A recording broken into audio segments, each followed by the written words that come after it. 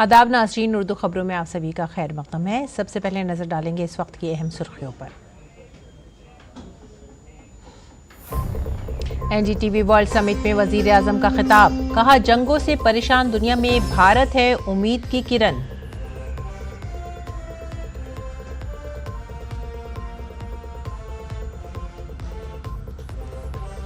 वज़ीर आज़म मोदी 16वें ब्रिक्स चोटी कॉन्फ्रेंस में शिरकत के लिए कल रूस के शहर काजान होंगे रवाना। ब्रिक्स के इस एडिशन का थीम मसावात, आलमी तरक्की और सलामती के लिए कसीरुल जहती को है मजबूत बनाना।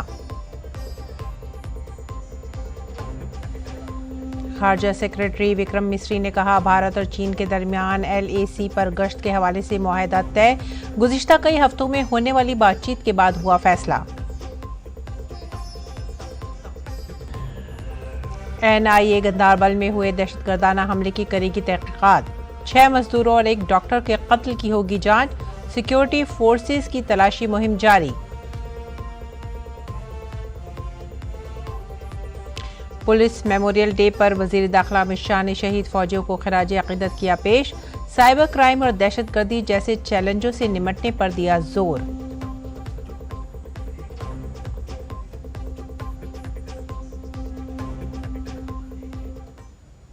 अहम खबरों के बाद आइए अब नजर डालते हैं खबरों की तफसीलात पर। वज़ीर आज़म नरेंद्र मोदी ने नई दिल्ली में NDTV वर्ल्ड समिट से खिताब किया। इस मौके पर वज़ीर आज़म ने NDTV वर्ल्ड का भी आगाज़ किया। आलमी अफरा तफरी और तशवीश का हवाला देते हुए PM ने कहा कि ऐसी सूरत हाल में भारत दुनिया में उम्मीद की किरण बनकर उभरा है।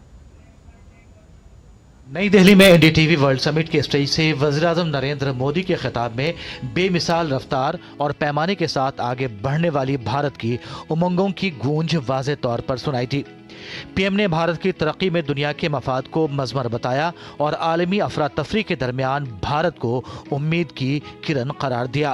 भारत की तरफ से लिए गए सभी इनिशिएटिव्स दुनिया की चुनौतियों के समाधान देने वाले हैं। भारत का बढ़ता सामर्थ्य दुनिया की बेहतरी को सुनिश्चित कर सक रहा है। भारत जितना आगे बढ़ेगा दुनिया को उतना ही फायदा होगा। हमारा प्रयास होगा भारत की सेंचुरी सिर्फ भारत की नहीं बल्कि पूरी मानवता की जीत की सेंचुरी बने।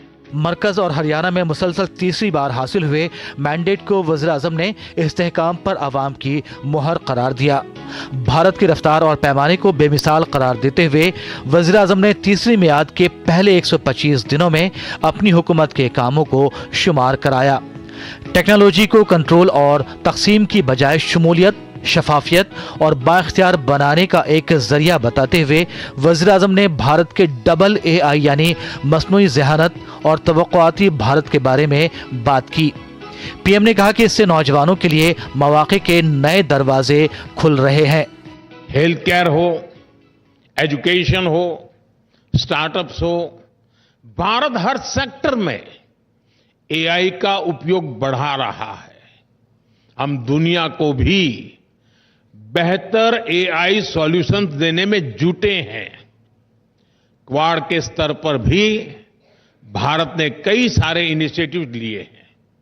भारत दूसरे AI यानी एस्पिरेशनल इंडिया को लेकर भी उतना ही गंभीर है। वज़ीर-ए-आज़म ने आलमी एजेंसियों के जरिए भारत की दर्जाबंदी बढ़ाने पर भी तबादला ख्याल किया।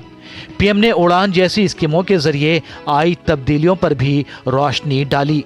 उड़ान योजना के तहत करीब 3 लाख फ्लाइट्स उड़ान भर चुकी हैं। इनमें 1.5 करोड़ आम नागरिक सफर कर चुके हैं। आज 600 से अधिक रूट्स उड़ान के तहत और इनमें से ज्यादातर छोटे शहरों को कनेक्ट करते हैं। 2014 में देश में 70 के आसपास एयरपोर्ट थे। आज देश में एयरपोर्ट की संख्या 150 को पार कर गई है। वज़ीर-ए-आज़म ने कहा कि आज मुल्क की कारकर्दगी का पैमाना गुज़श्ता हुकूमतों का काम नहीं बल्कि मुस्तक़बिल के बड़े अहदाफ हैं। PM ने कहा कि हमें तरक्की याफ्ता भारत के इस मकसद की तरफ बढ़ते जाना है। Bureau report, DD news Urdu खबरें। मुल्क में हवाबाजी से मुतालिक उड़ान स्कीम के शुरू होने के 8 साल मुकम्मल हो गए हैं। 8 साल मुकम्मल होने पर वज़ीर आज़म नरेंद्र मोदी ने सोशल मीडिया पर लिखा, आज हम उड़ान स्कीम के 8 साल मुकम्मल होने का जश्न मना रहे हैं। ये एक ऐसा इक़दाम है जिसने भारत के हवाबाजी के शोबे को तब्दील कर दिया है। इस मंसूबे ने हवाई अड्डों की तादाद में इजाफा, मज़ीद हवाई रास्तों और करोड़ों लोगों के लिए हवाई सफ़र की सहूलियात को यकीनी बनाया है।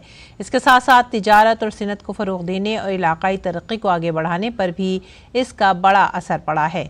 आने वाले वक्तों में हम हवाबाजी के शोबे को मजबूत करते रहेंगे और लोगों के लिए बेहतर राब्ते और सहूलत पर तवज्जो मरकूज़ करेंगे। और इस साल दूसरी मरतबा वज़ीर आज़म नरेंद्र मोदी रूस जा रहे हैं, जहां वो 16वीं ब्रिक्स कॉन्फ्रेंस में शिरकत करेंगे। रूस 22 और 23 अक्टूबर को मुनक़िद होने वाली इस कॉन्फ्रेंस की सदारत कर रहा है। ये कॉन्फ्रेंस दरियाए वोल्गा के किनारे ततारिस्तान के दारुल-हुकूमत काज़ान में मुनक़िद होनी है। सेक्रेटरी ख़ारजा विक्रम मिस्री ने कहा है कि बानी अरकान के साथ नए अरकान भी ब्रिक्स सरबराही इजलास में शिरकत करेंगे। उन्होंने ये भी कहा कि तवक्को है कि सरबराही इजलास के दौरान वज़ीर आज़म कुछ दो तरफ़ा मुलाकातें भी करेंगे। This year's summit, the 16th edition in Kazan, has as its focus the integration of new BRICS members into BRICS cooperation mechanisms, also strengthening economic cooperation, promoting cooperation for energy and food security, promoting cooperation in a host of areas related to science, healthcare, environmental protection, culture, sports, youth exchanges, and civil society. The BRICS summit ends on the 24th of October. However, the Prime Minister, on account of pressing commitments back home, will return to New Delhi on the 23rd of October itself. The Indian delegation for the outreach summit will be led by Dr. S. Jaishankar. और खारजा secretary Vikram Misri ने मजीद बताया कि भारत और चीन के दरमियान line of actual control यानी LAC पर गश्त करने का मुआहदा तय हुआ है। ये मालूमात देते हुए उन्होंने कहा कि गुज़िश्ता कई हफ्तों में होने वाली बातचीत के बाद भारत और चीन के दरमियान LAC पर गश्त के हवाले से इसे हतमी शक्ल दी गई है। Events that took place in 2020 in several areas along the line of actual control. We've been in discussions with Chinese interlocutors, both at a diplomatic level, through the WMCC, as was mentioned earlier as well, and through at the military level as well, through meetings of the military commanders at various levels. These discussions had in the past resulted in the resolution of standoffs at various locations. You're also aware that there were a few areas and few locations where the standoff had not been resolved. Now, as a result of the discussions that have taken place over the last several weeks, an agreement has been arrived at on patrolling arrangements along the line of actual control in the India-China border areas, and this is leading to disengagement and eventually a resolution of the issues that had arisen in these areas in 2020. 16वीं BRICS conference 22 से 24 अक्टूबर तक रूस के शहर Kazan में मुनक़िद होने जा रही है। वज़ीर आज़म नरेंद्र मोदी इस कॉन्फ्रेंस में शिरकत के लिए रूस के शहर काजान जा रहे हैं। भारतीय सकाफत में तरह तरह के रक़्स पाए जाते हैं और ये रक़्स न सिर्फ भारत बल्कि बैरूनी ममालिक में भी निहायत मकबूल हैं। इसी हवाले से हमारे नामानिगार आरेंद्र प्रताप सिंह ने रूस के शहर काजान में एक डांस टीचर से बातचीत की और मालूम किया कि भारत और रूस के सकाफती ताल्लुकात में डांस किस तरह से एक अहम किरदार अदा कर रहा है। मैं इस वक्त कजान में मौजूद हूं और तमाम यहाँ पे रशिया कजान के रहने वाली महिलाएं भारतीय वेशभूषा परिधानों में पारंपरिक तरीके से सजी धजी हुई हैं और तमाम जो भारत के राज्य हैं उनकी पोशाकों में मौजूद हैं और भारतीय गाने पर डांस कर रहे हैं। आप शुरू में देख सकते हैं कि ये पंजाब से कि जो भांगड़े के लिए जो ड्रेस होती है महिलाएं पहनती हैं वो है। आप उधर पीछे उस तरफ देख सकते हैं तो वहाँ पर वो कथक जो कि उत्तर प्रदेश से एक तरीके से नृत्य है, वहाँ की मौजूदगी को दिखाता है। उसके बाद में आप राजस्थान का जो रंगीलो रंग है उसकी महक देख सकते हैं। इसके अलावा उड़ीसा से जो डांस होता है उनके ट्रेडिशनल लुक में लोग मौजूद हैं। इसके अलावा आंध्र प्रदेश से भगवान गजानन के लिए जिस प्रकार का नृत्य होता है, तो उसके लिए जो पारंपरिक वेशभूषाएं हैं उसमें सजी धजी हुई ये रशियन महिलाएं कितना पसंद करते हैं यहाँ के लोग। हम लोग बचपन से भारतीय फिल्म और भारतीय नाच बहुत पसंद थे, इसलिए भारतीय नाच सीखना चाहते थे। भारत और रूस के जो संबंध हैं उसमें इस प्रकार का जो कल्चरल रिलेशन है एक बहुत इंपॉर्टेंट रोल प्ले करता है और कैसे मजबूत करता है इस संबंधों, क्योंकि हमने देखा है कि कल्चरल रिलेशन बहुत ज़्यादा बॉन्डिंग क्रिएट करते हैं people to people. Yes, that kinds of relations very important, and frankly speaking, our people in Russia likes Indian culture very much. आप हिंदी टीचर भी हैं यहाँ पे, आप रशिया में हिंदी भी पढ़ाती हैं लोगों को। आपने हिंदी सीखने का आपको क्यों खुशी हुई और क्यों आपने मन बनाया, और जब आप रशिया में हिंदी सिखाती हैं तो लोग कैसा रिस्पॉन्स करते हैं? मैं बचपन से हिंदी फिल्म बहुत पसंद थी, इसलिए समझना चाहती थी, इसलिए सीखना शुरू की। यहाँ पे लोग बहुत interested to learn Hindi. Bharat के प्रधानमंत्री नरेंद्र मोदी जी रशिया आ रहे हैं, कजान आ रहे हैं, आप उनके बारे में जानते हैं, आप उनको वेलकम करना चाहेंगे, क्या कहना चाहेंगे उनके? स्वागतम, रूस से स्वागतम। दशकों से जो आपसी संबंधों का एक सबसे बड़ा आधार है लोगों के बीच संपर्क का, वो हमारी यही कला संस्कृति है, जिसको जोड़कर सहेज के रखा है तमाम उन रशियंस लोगों ने, जिनकी वजह से आज सुदूर हजारों किलोमीटर के दूर भी भारत की परंपराएं जीवित नजर आती हैं इस प्रकार के तमाम लोगों के प्रयासों के साथ में। अपने कैमरा सहयोगी आनंद कुमार के साथ मैं आर्यन प्रताप सिंह, कजान, रूस, डीडी न्यूज के लिए। रूस के शहर कजान में इंडियन आर्ट कल्चर सेंटर के डायरेक्टर इश्तियाक अहमद से भी एक खास बातचीत की हमारे नामानिगार आर्यन प्रताप सिंह ने। इश्तियाक अहमद बताते हैं कि किस तरह इंडियन आर्ट कल्चर सेंटर रूस में भारतीय सकाफत को फरोग दे रहा है। ब्रिक्स समिट हो रही है और मेरे साथ मौजूद हैं इश्तियाक अहमद जी, जो कि कजान में इंडियन कल्चर सेंटर के डायरेक्टर हैं। सर, बहुत स्वागत है दूरदर्शन न्यूज पर वक्त देने के लिए।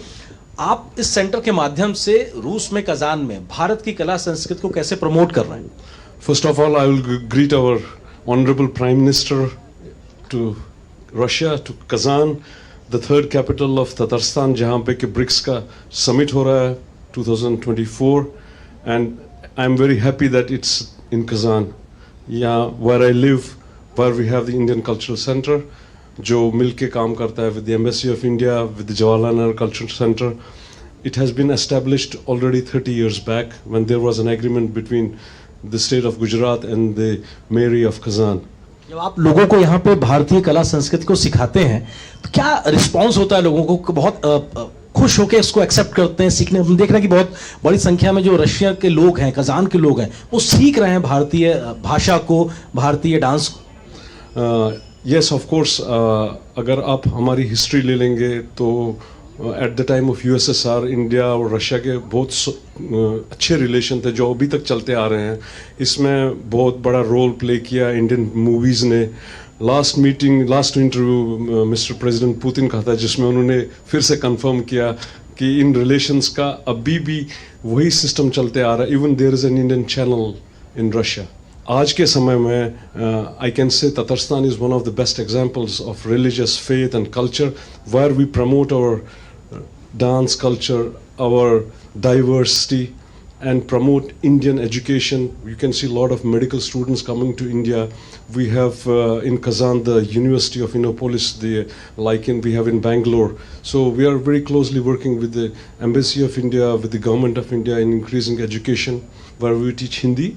We get professors from the Jawaharlal Nehru University, from the Delhi University, who give classes in Hindi, and it has become now a tradition. And we are very thankful to the Government of India for supporting us, for the Ministry of Culture of India, for ICCR, who has been keeping a close, attention to what we do here. तो आप देख सकते थे कि किस प्रकार से इश्तियाक साहब हैं वो बता रहे हैं कि दशकों से वो कोशिश कर रहे हैं जिस प्रकार से भारत और रूस के बीच में सांस्कृतिक संबंधों को बढ़ाने के लिए, और उसका एक बड़ा फायदा दोनों देशों के आपसी संबंधों को बढ़ाने में मिलता हुआ जमीन पे नजर आ भी रहा है। अपने कैमरा सहयोगी आनंद के साथ मैं Aryan Pratap Singh, Kazan, Russia, DD News के। नाज़रीन, आज पुलिस मेमोरियल डे है। इस मौके पर दिल्ली में नेशनल पुलिस मेमोरियल में शहीद फौजियों को खिराज अक़ीदत पेश करने की खुसूसी तकरीब का एहतमाम किया गया। इसमें वज़ीर दाखिला अमित शाह ने शिरकत की। अमित शाह ने अजीम कुर्बानी देने वाले फौजियों को खिराज अक़ीदत पेश किया और कहा कि उनकी कुर्बानी रायगा नहीं जाएगी।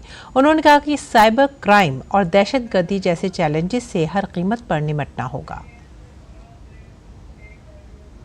विगत एक दशक के अंदर कश्मीर, वामपंथी उग्रवाद और उत्तर पूर्व के ये तीनों क्षेत्र जो अशांति के लिए सालों से हमारे लिए चिंता का विषय बने थे, ये 10 साल में हमारे जवानों के कर्तव्य के चलते, हमारे जवानों के कर्तव्य परायणता के चलते आज हम उसमें करीब करीब संपूर्ण शांति प्रस्थापित करने में सफल हुए हैं।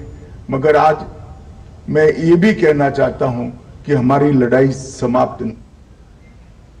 वज़ीर दाखिला अमित शाह ने कहा कि 2047 में भारत एक मुकम्मल तरक्की याफ्ता मुल्क होगा। हमारे फौजी इसके लिए पूरी तरह से तैयार हैं। 2047 में भारत पूर्ण विकसित राष्ट्र हो, ये स्वप्न हमारे प्रधानमंत्री जी ने जो देश की जनता के सामने रखा है, इसको सिद्ध करने के लिए हमारे देश भर के पुलिसकर्मी दृढ़ निश्चयित हैं और अपने पथ पर चलने के लिए अड़िग निश्चय के साथ खड़े हुए हैं। वज़ीर दाखिला अमित शाह ने अपने खिताब में कहा कि 3 साल बाद भारत का फौजदारी इंसाफ का निज़ाम मुल्क में सबसे बेहतर होगा। आज मैं देश की जनता को ये भी बताना चाहता हूं, जो 3 नए कानून हमारी क्रिमिनल जस्टिस सिस्टम के लिए देश की संसद ने पारित किए हैं, ये तीनों कानून आज देश भर के हर राज्य और हर यूटी में इसका क्रियान्वयन चालू हो गया है। आगे बढ़ेंगे अगली खबर की तरफ। जम्मू कश्मीर के गंधारबल जिले के गगनगीर इलाके में दहशतगर्दाना हमले में 7 लोगों की मौत और 5 अफराद के जख्मी होने की खबर है। दहशतगर्दाना हमले की जांच अब NIA करेगी। सिक्योरिटी फोर्सेस ने इलाके को घेरे में लेकर सर्च ऑपरेशन शुरू कर दिया है। वज़ीर दाखिला अमित शाह ने कहा है कि इस घिनौने काम में मुलविस अफराद को बख्शा नहीं जाएगा।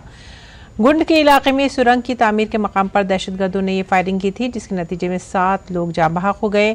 लेफ्टिनेंट गवर्नर मनोज सिन्हा और वज़ीर आला उमर अब्दुल्ला ने इसे सफ़ाकाना और बुज़दिलाना करार दिया है। और बीजेपी लीडर संबित पात्रा ने कहा है कि हम मुल्क की तरक्की के लिए पुरअज़्म हैं और हुकूमत आखिरी मंजिल पर खड़े शख्स की तरक्की के लिए भी काम करती रहेगी।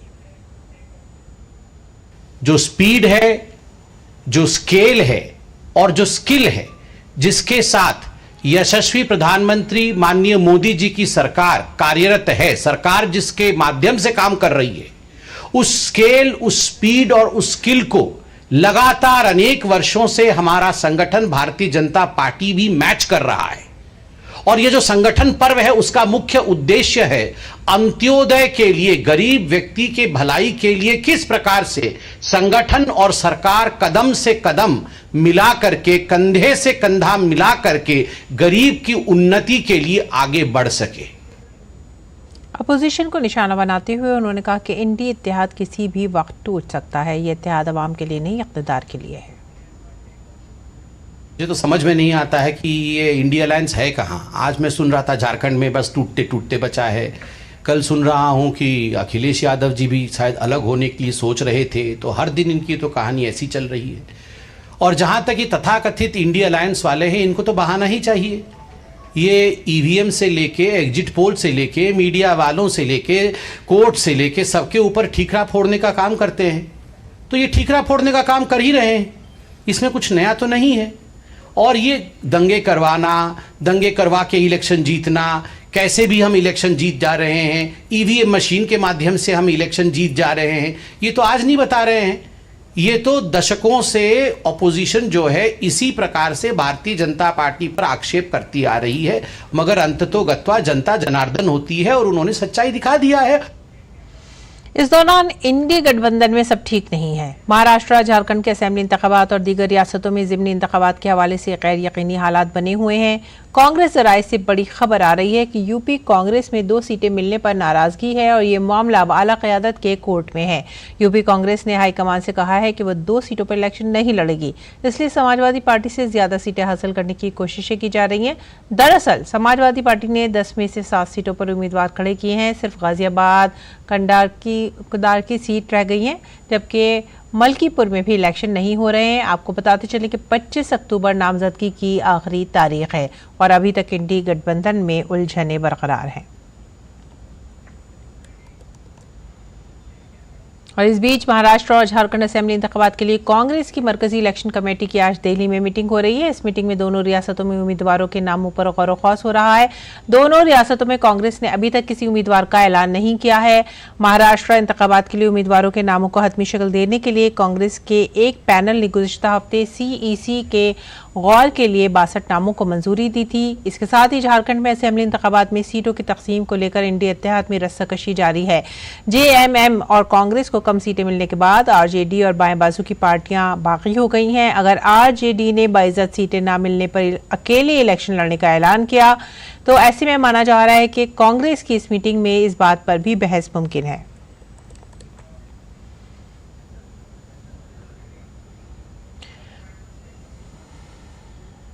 आगे बढ़ते हैं अगली खबर की तरफ। खलीज बंगाल में 23 अक्टूबर तक गर्दाबी तूफान आने का इम्कान है। महकमा मौसमियात ने कहा है कि ओडिशा और मगरबी बंगाल के साहिली इलाके इस गर्दाबी तूफान की जद में आ सकते हैं। इस दौरान तेज हवा के साथ तेज बारिश का भी इम्कान है। आईएमडी ने एक खुसूसी बुलेटिन जारी किया है जिसमें कहा गया है कि अगले 24 घंटों के दौरान बहिराए अंडमान के ऊपर बनने वाले एक समुद्री तूफान के पीर तक कम दबाव वाले इलाके में तब्दील होने का इम्कान है। समुद्री तूफान खलीज बंगाल में शुमाल मगरिब की तरफ बढ़ सकता है और 24 अक्टूबर की सुबह तक ओडिशा और मगरबी बंगाल के साहिलों से टकरा सकता है। आईएमडी के डायरेक्टर जनरल मृत्युंजय महापात्रा ने कहा है कि ये मौसमी निज़ाम एक शदीद गर्दाबी तूफान की शक्ल इख्तियार कर सकता है। उन्होंने कहा कि साहिली इलाके में कुछ मकामात पर 24-25 अक्टूबर को 20 सेंटीमीटर तक बारिश हो सकती है। बारिश की शिद्दत 20 से 30 सेंटीमीटर और बाज़ मकामात पर 30 सेंटीमीटर से भी ज्यादा हो सकती है। शिमला में संजौली मस्जिद की गैरकानूनी तामीरात को हटाने का अमल शुरू हो गया है।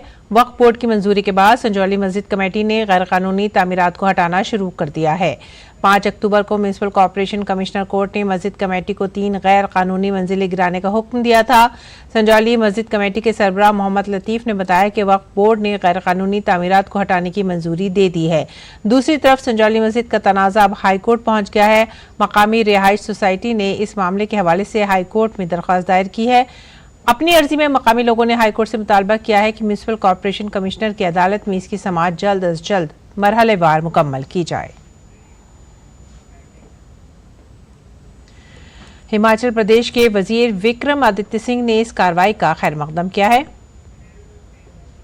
उन्होंने ऑलरेडी जो है वो आपके कोर्ट में जो म्युनिसिपल कमिश्नर का कोर्ट है वहां पे ये कहा था कि हम इसको जो इसमें अवैध पोर्शन है उसको गिराया जाएगा। उसकी प्रक्रिया आज शुरू की गई है और उसका हम स्वागत करते हैं। भाईचारा प्रदेश के अंदर बना रहे ये भी हमारा दायित्व है। प्रदेश के 70 लाख लोगों के हितों की रक्षा करना ये हमारा दायित्व है। दुनिया के कई ममालिक के जरिए भारत की यूपीआई को अपनाने के बाद अब मालदीव ने भी इस सिमत में कदम उठाया है। मालदीव के सदर मोहम्मद मुइज़्ज़ो ने मालदीव में यूपीआई शुरू करने के लिए एक कंसोर्टियम कायम करने का फैसला किया है। उन्होंने ये भी तजवीज़ किया है कि मुल्क में काम करने वाले बैंकों, टेलीकॉम कंपनियों, सरकारी कंपनियों और फिनटेक कंपनियों को कंसोर्टियम में शामिल किया जाना चाहिए। ये फैसला मालदीव की काबीना की सिफारिश के बाद किया गया है। इसकी मदद से मालदीव की इक़्तिसादी हालत को बेहतर बनाने के लिए डिजिटल ढांचे को आगे बढ़ाने की कोशिश की जाएगी।